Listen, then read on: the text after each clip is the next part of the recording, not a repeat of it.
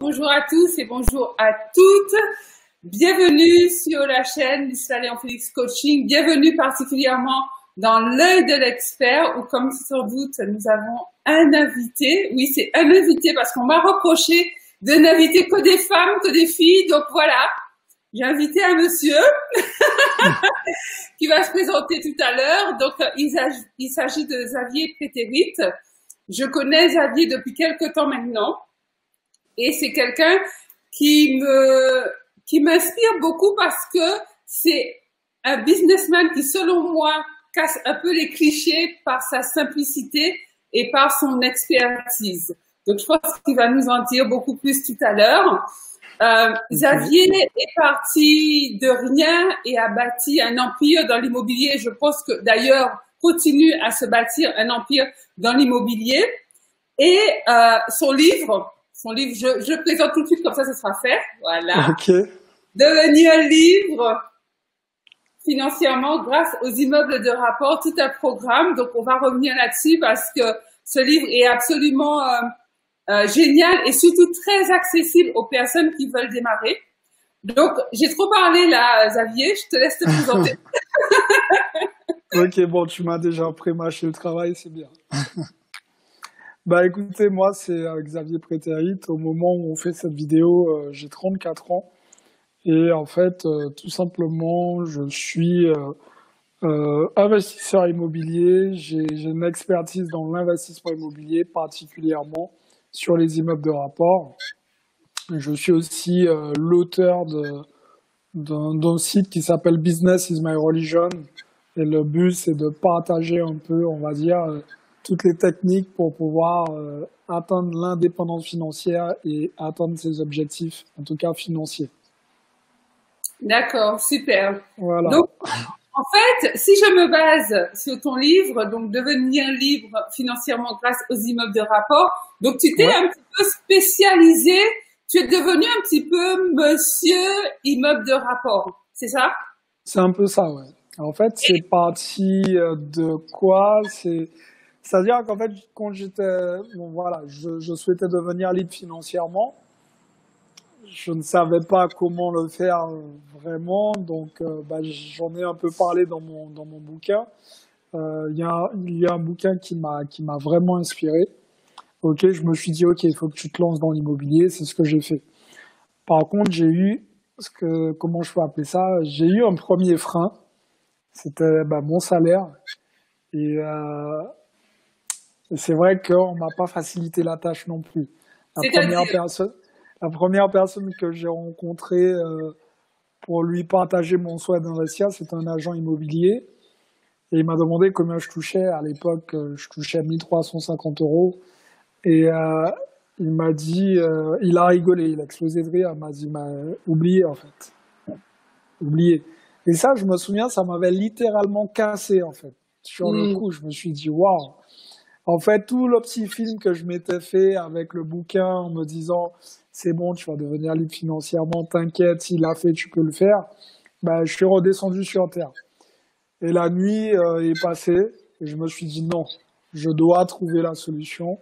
Et j'ai commencé à chercher des investissements dans des places de parking puisque c'était des plus petits budgets. Et voilà, j'ai commencé comme ça, d'où le premier livre que j'ai écrit, il s'appelle Cave et Parking. Soyez plus malin que les autres et doublez vos revenus rapidement. Donc j'ai commencé avec ça en fait. Et après, j'ai investi dans un appartement, ok. Et je me suis rendu compte que ça allait prendre énormément de temps pour devenir libre financièrement si je conservais cette stratégie. Et comme je me mets pas de barrière, je me suis dit, ok, qu'est-ce qui peut accélérer les choses en passant une seule fois chez le notaire? Et je me suis dit, les immeubles. Et comme d'habitude, j'ai regardé à l'époque, j'habitais en Île-de-France, j'ai regardé les prix en Île-de-France, je fais ouf. Voilà, c'est pas la peine, c'est pas la peine. Ouais, je me suis dit non, là, je peux pas, non. J'ai dit non. J'ai dit, je veux bien être ambitieux, mais là, bon, déjà, quand je cherchais un appartement, c'était inaccessible. Et là, je vois des immeubles, et j'ai eu la présence d'esprit de regarder en province. Et c'est là où j'ai trouvé des immeubles pour le prix d'une place, enfin pour le prix d'un appartement, ok, en Île-de-France. Et là, c'était fini. Là, j'avais capté quelque chose et je me suis vraiment spécialisé dans ça. Et je suis devenu libre financièrement grâce aux immeubles de rapport. Super. Ok, merci. J'ai raccourci un petit peu l'histoire pour aller plus. Bon, écoute, le concept de l'émission, je t'en parlais, c'est 3 questions. Alors, des fois, on me dit, ouais, Mélissa, 3 questions. Généralement, toi, tes 3 questions, Ouais. tu peux faire le maximum, vraiment le maximum, pour essayer de rester focus pour poser les 3 questions pertinentes à Xavier. Mais c'est super parce que, en fait, si je dois rebondir sur ce que tu viens de dire, comme quoi il faut toujours aller de l'avant, regarder, observer, oser, y aller, quoi. Donc, parce que dans ton background, dans ton passé, comme dans le mien, il n'y a pas d'investisseur. Donc, je veux dire, il y a bien quelque chose, il y a bien une envie qui fait, ok. Je suis d'accord avec toi. En fait, alors c'est vrai que j'ai toujours eu, on va dire, une espèce de passion pour tout ce qui était business. Ok, mais ça, dès mon plus jeune âge, j'ai toujours eu un rapport avec le fait de négocier, de trouver la fibre entrepreneuriale chez chaque personne dans mon entourage et d'essayer de capter quelque chose qui m'aurait aidé à passer au niveau supérieur. C'est vrai que j'ai toujours eu ça. Donc j'ai commencé très jeune, à l'âge de 10 ans en fait. Je me souviens, à l'époque, j'allais à l'église avec ma grand-mère. Tu sais, les trucs, t'as pas trop le choix, tu vas avec ta grand-mère. Et je me rendais compte d'une chose, c'est que la plupart des personnes âgées, à chaque fois, elles venaient voir ma grand-mère et elles lui disaient « Ah, tes plantes sont magnifiques, franchement, j'aurais aimé en avoir comme ça. » Donc je me suis dit « Bon, là, il y a un coup à jouer. » Donc en fait, j'ai récupéré toutes les plantes de ma grand-mère. Tu les as vendues? Non, j'ai pas fait ça comme ça.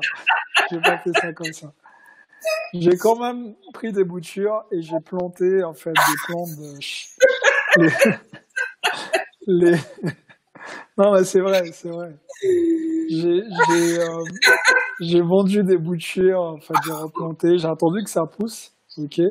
Donc j'ai quand même patienté un bon mois et les plantes les plus convoitées, bah je les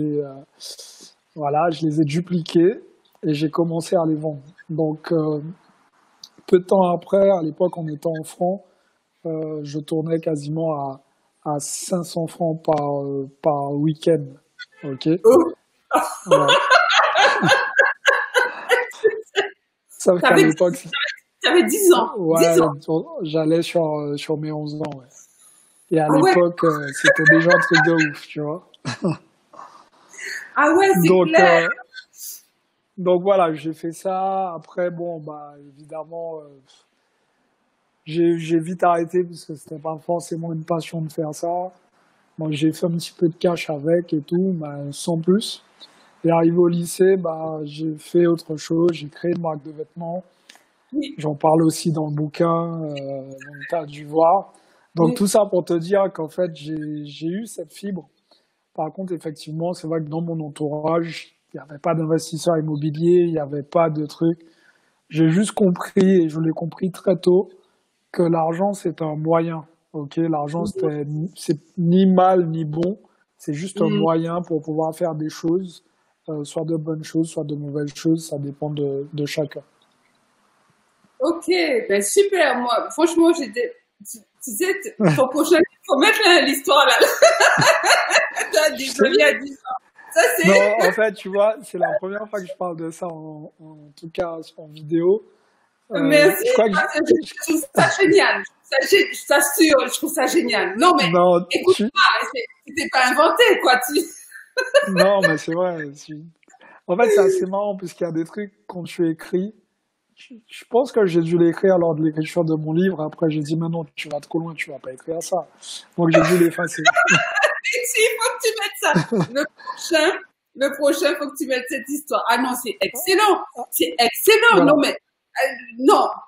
Là, je veux dire, un gamin de 10, 11 ans peut ouvrir des chakras aux adultes qui nous écoutent, hein, parce que, en fait, il faut y aller, il faut oser. Après, Bien sûr.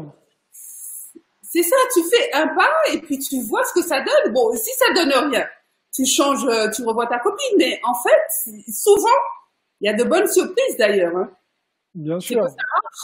Ça marche. Oui, après, comment? J'ai dit, on n'ose pas, souvent on n'ose pas. C'est vrai. Après, c'est vrai que c'est comme dans tout. Bon, j'imagine bien qu'à 11 ans, 10 ans, j'avais aucune expertise. Donc, avec du recul, je me dis, ah ouais, si j'avais fait ça comme ça, peut-être que ça aurait été mieux ou des choses comme ça. J'aurais pu peut-être structurer les choses. Mais bon, c'était pas. Moi, je voyais juste que j'allais pouvoir m'acheter des petits trucs qui me faisaient plaisir à l'époque, c'est tout. Mais voilà, tout ça pour te dire que la fibre était déjà présente et j'ai continué comme ça, quoi. Super. Pour en revenir à ton investissement de prédilection, les immeubles de rapport, est-ce que tu peux nous Ouais. expliquer ce qu'est un immeuble de rapport? Alors, c'est une très bonne question puisque je sais qu'il y a plein de gens qui se posent la question et c'est difficile de trouver d'ailleurs cette réponse, mais en fait, immeuble de rapport, c'est un terme qui vient qui date d'il y a un petit moment. Alors, j'ai pas l'année ou la date précise, mais à l'époque, en fait, c'était réservé aux Parisiens. Ok. Donc, les Parisiens, les propriétaires parisiens s'étaient rendus compte d'une chose. Ils se sont dit, bah, si on fait un bien immobilier, on met plusieurs appartements dedans, on n'aura plus besoin de travailler et on pourra vivre avec les loyers. Ok. Et à l'époque, ils appelaient ça immeuble de, je crois qu'ils appelaient ça immeuble de loyer. C'est ça.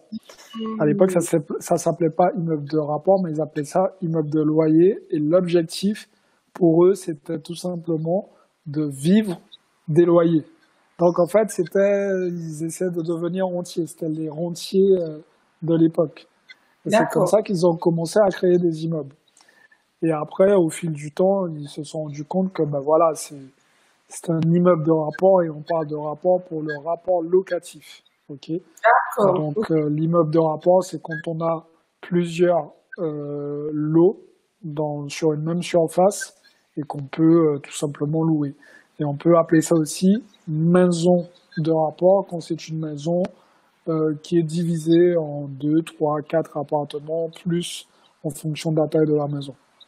D'accord, ok. Et lié à cette question, puisque toi, tu as choisi d'aller vite et donc du coup d'enchaîner les achats d'immeubles, ouais. J'aimerais savoir si tu aimes ça. Est-ce que c'est pour l'immobilier et notamment les immeubles de rapport, c'est vraiment une passion pour toi ou tu le fais juste pour du business et juste parce que tu sais que ça rapporte? Bah, ça aussi, c'est une bonne question.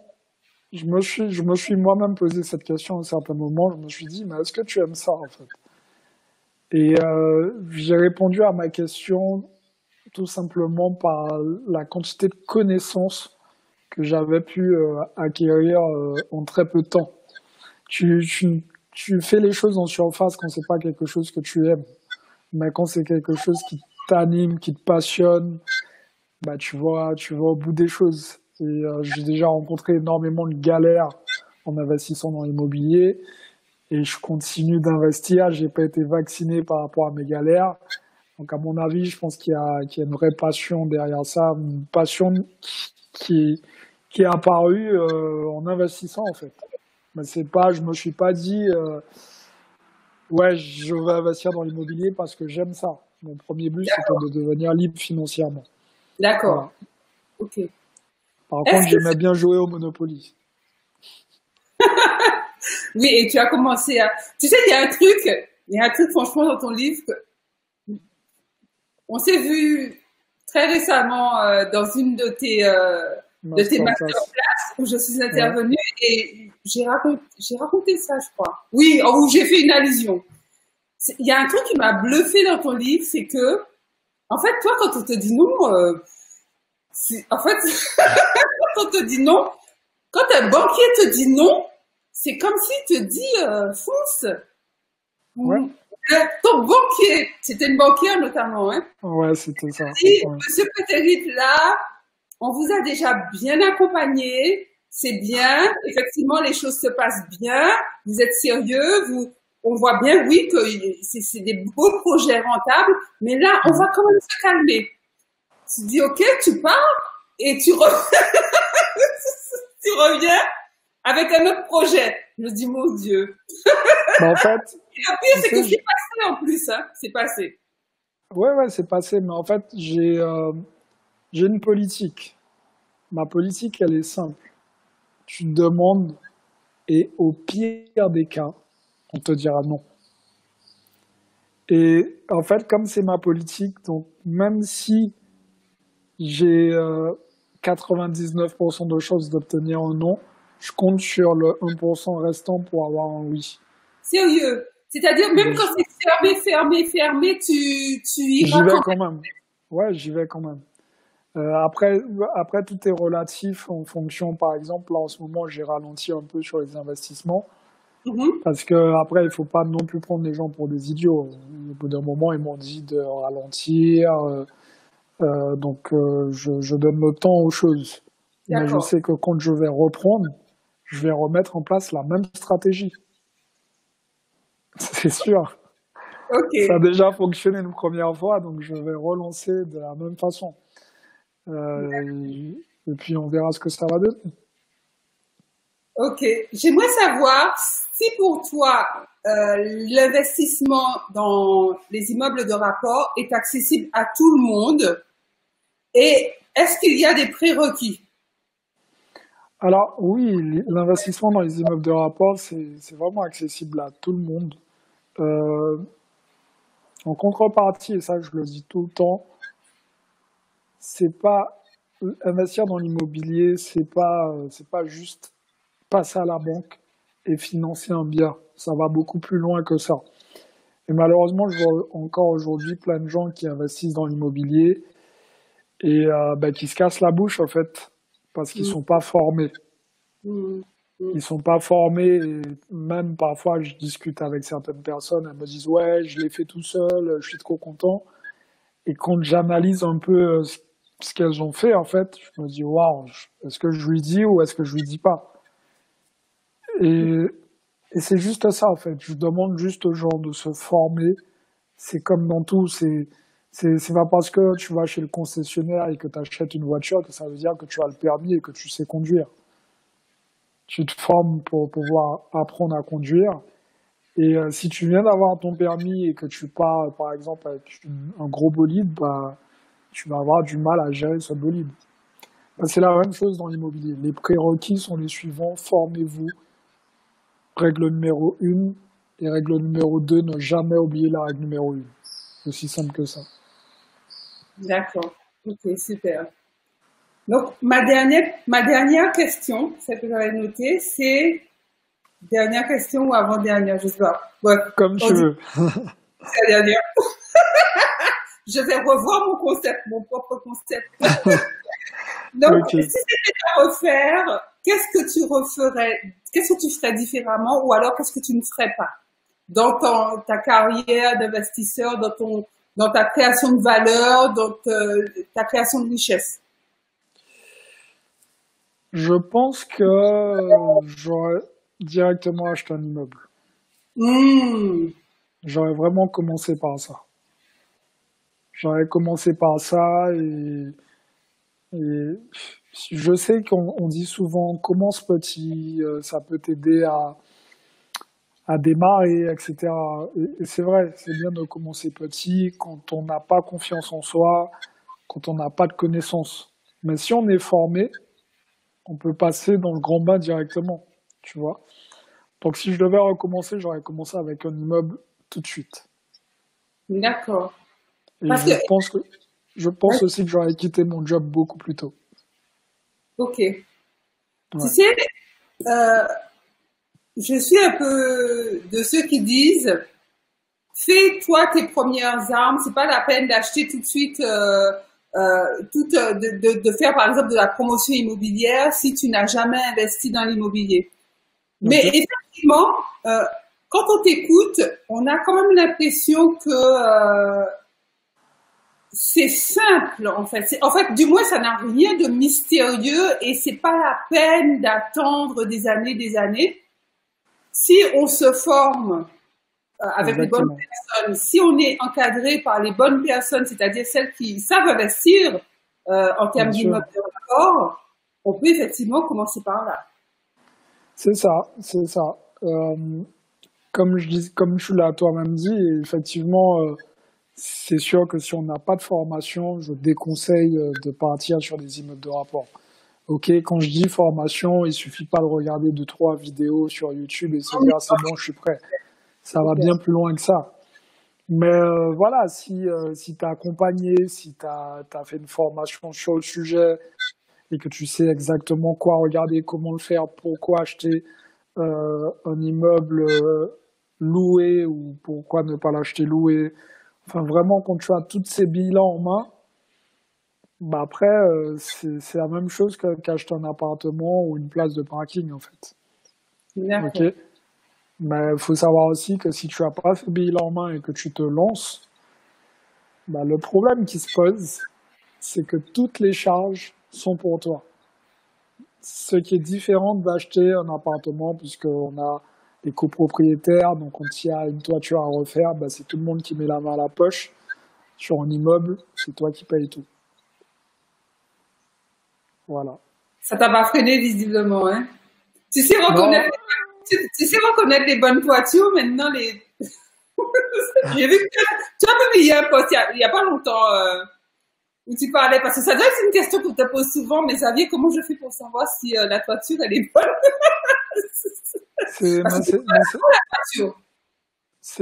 Des fois, il faut se donner les moyens de l'avoir, en fait. Et le piège, il est là. Les gens ont tendance à se dire, bon, je vais acheter un immeuble, mais voir la toiture et voir, on va dire, les combles et les caves, ça, c'est pas sexy, en fait. Donc, les gens ont tendance à visiter ça sans vraiment le faire et ne pas prendre cette partie-là très au sérieux. Ok? Et pourtant, bah, c'est la partie à prendre la plus au sérieux, en tout cas. C'est clair. Tu vois? Donc, oui, puisque on a ce vieux réflexe, comme dans un appartement, visiter, regarder si les murs sont bien peints, regarder s'il n'y a pas une petite fuite d'eau. Mais ça va bien plus loin que ça, en fait. Bon, moi, ça ne m'a pas freiné. Pourquoi? Parce que je suis têtu. C'est aussi simple que ça. Alors, tu vas au bout du truc. Tu vas au bout du truc. Je vais au bout du truc. J'ai fait des erreurs. Hein. J'ai fait de grosses erreurs parce que, justement, à l'époque, quand j'ai commencé, il n'y avait aucune information sur le sujet. Et investir dans l'immobilier, c'était réservé à une certaine élite. Voilà, donc il fallait bien que je le fasse, hein, parce que sinon, je serais encore en train d'attendre que les autres le fassent à ma place. C'est clair. Et tu vas, je veux dire, quand tu as un petit doute au niveau de la toiture ou tu sais des combles, des choses comme ça, tu vas, tu regardes vraiment, en fait, où est-ce que tu te dis, bon, j'achète et je verrai après? Non, quand j'ai un doute, je fais appel à un expert. Et je lui demande ce qu'il pense du bien. Mais je prévois toujours une bonne enveloppe de travaux pour pallier à ça. D'accord. Okay. Donc, c'est-à-dire que même dans mon calcul, dans ma méthode d'achat, j'achète à un prix, on va dire, tellement bas, parce que je négocie aussi les prix, que s'il y a un gros problème, bah, je suis quand même à l'équilibre. Okay. D'accord. Donc, par manque d'expertise à mes débuts, je me suis dit que je devais acheter des biens à des prix entre guillemets dérisoires, bien en dessous du prix du marché. Et c'est aussi ce qui m'a sauvé, c'est aussi ce qui m'a permis de continuer à investir parce que je savais que si je revendais l'immeuble en état, au prix du marché, bah, je faisais une plus-value. Donc voilà, j'ai vraiment mis en place toute cette stratégie et j'ai développé vraiment le sens de la négociation. Je me suis aussi formé sur ça avec Christopher Voss. C'est un des Américains qui est très réputé justement par rapport à la négociation parce que c'est lui qui négociait avec les terroristes.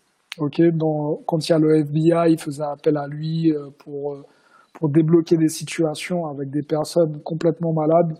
Donc je pense que j'avais pas mal de choses à apprendre de lui. Donc voilà, je me suis donné les moyens en tout cas de prendre quelques gros tips et mettre ça à mon service après dans l'immobilier.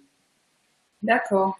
Effectivement, si on veut se lancer dans l'achat d'immeubles de rapport, je sens vraiment que en passant par toi, il n'y a pas de risque d'erreur en fait. Et c'est ça, parce que c'est vrai que sur de l'immobilier d'une manière générale, mais ce genre d'investissement, je veux dire, si on se plante, c'est tout de suite des dizaines, des fois même des centaines de milliers d'euros qu'on laisse sur la table. Donc non, c'est pas de l'à peu près. Il faut vraiment faire appel, dépenser un peu plus. Moi, je dis dépenser un peu plus, mais faire appel aux gens qui ont déjà fait les choses avec succès auparavant. Exact. Je suis d'accord avec toi. Bien sûr. Après, comme je dis, le risque zéro n'existe pas en fait. Tu peux investir dans un immeuble, je peux te donner tous les conseils, tu peux quand même avoir une merde, ok? Mais le plus important, c'est pas la merde que tu vas avoir, c'est son niveau en fait, ok? Puisque tu as différents paliers. Oui. Si t'as des petites merdes, bon bah c'est pas grave, ça fait partie de l'immobilier. L'immobilier, c'est pas un long fleuve tranquille. Par contre, il y a des erreurs qui sont impardonnables. Ok, et ces erreurs-là, elles coûtent très très cher, et c'est pour ça qu'il y a des personnes qui se retrouvent très endettées à cause de l'immobilier, parce qu'elles ont laissé passer des éléments et puis voilà quoi. D'accord. J'ai une question bonus. Dis-moi tout. Tu l'avais senti venir. Tu l'avais senti venir. Je l'attendais. Donc, tu vis entre la Guadeloupe et Miami, mais plutôt à Miami maintenant. Ouais. Qu'est-ce que tu penses de Miami en termes d'investissement, terre d'investissement, et que penses-tu de Miami en tant que toi, investisseur et businessman? Miami en tant qu'investissement, ça dépend de comment on souhaite se positionner. Ok. Si on souhaite faire de la location classique comme on le fait ici pour être rentable, c'est pas la ville que je recommanderais pour investir. Maintenant, si on a une vision de faire de la location saisonnière, pourquoi pas, à condition de faire ce que j'appelle de la sous-location. Parce que les appartements à Miami coûtent excessivement cher, même si avec le Covid, ça a pas mal baissé. Donc, il y a quelques opportunités à saisir. Mais voilà, c'est pas le marché, à mon sens, le plus rentable. Sauf si on fait un achat-revente, on tombe sur quelques opérations. Il y a toujours des coûts à faire dans l'immobilier. Ok. Mais le novice, le néophyte qui se lance et qui veut se lancer sur Miami, voilà, qui maîtrise déjà son marché, en tout cas, que ce soit le marché français, en tout cas là où il est, qui maîtrise déjà ce marché, et pourquoi pas se projeter après sur un autre marché. D'accord. Et en tant qu'investisseur? En tant qu'investisseur... Ah, j'ai vu le regard changer. Ouais, non, en tant que businessman, puis je dirais. Businessman, ouais. Je pense que c'est the place to be, tu vois, vraiment. Parce que j'ai beaucoup appris à Miami, ok, puisqu'il y a des investisseurs, des entrepreneurs, c'est même pas des investisseurs, mais des entrepreneurs de folie. Je pensais que je bossais beaucoup, je pensais que j'étais trop chaud et tout, mais une fois que je suis arrivé là-bas, je me suis dit, ah, en fait, toi, t'es en vacances. Tu t'es passé pour un timide. Exactement. Et en fait, il y a une culture du travail qui est juste énorme. Et j'ai pas mal appris là-bas, en fait. Les gars, ils voient toujours plus loin, plus haut. Et ça, j'avais déjà, à mon sens, un bon mindset, mais j'ai dû le retravailler. À la hausse. Ouais, j'ai dû le retravailler. Donc voilà. Génial, génial. Ok, ben, Xavier, ben, du coup, on arrive au terme de cette émission. Je te remercie beaucoup. Ça fait Merci quand même à toi. Hein, ça passe trop vite. Donc, Ouais. je vous montre à nouveau le livre de Xavier. Hop, voilà. Yes. Je vous le recommande vraiment parce que c'est un super livre qui va démystifier ce qu'est l'investissement dans des immeubles de rapport. Si on veut te contacter, comment on fait? Sous la vidéo, je pourrais laisser le lien de ton site, par exemple, ou comment Exactement. Alors, un truc tout simple, c'est businessismyreligion@gmail.com. Et là, vous allez tomber forcément sur un membre de mon équipe qui prendra soin de vous. D'accord. Ok. Aucun souci. Ok, super. Donc, merci beaucoup à toi, mon ami, qui a regardé cette interview, cette superbe interview. N'hésite pas à t'abonner à la chaîne si ce n'est pas déjà fait. Tu peux également nous laisser un like, comme ça fera un plaisir, et nous dire en commentaire quelle est la thématique que Xavier a abordée qui t'a le plus plu. En tout cas, moi, je te retrouve très bientôt pour une nouvelle vidéo, dans une semaine pour une nouvelle interview. Xavier, je te laisse le mot de la fin. Je dirais le mot que je dis toujours, passer à l'action parce que demain, c'est pour les faibles. Yes, super. Bravo, merci beaucoup Xavier, merci. Merci à toi. Bye bye.